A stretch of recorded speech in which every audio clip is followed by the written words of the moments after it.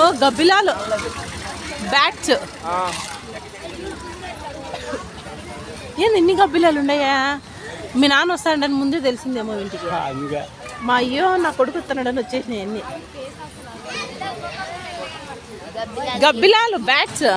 వాటికి ఎండ అంటే ఇష్టం ఉండదు.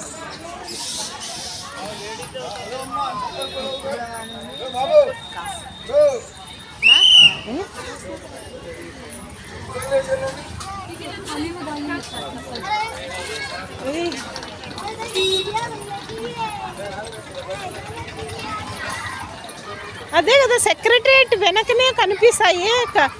లేదే నేను అనుకుంటాను. కాళ్ళు కాలిపోయిన ఏడుసు బిడ్డ.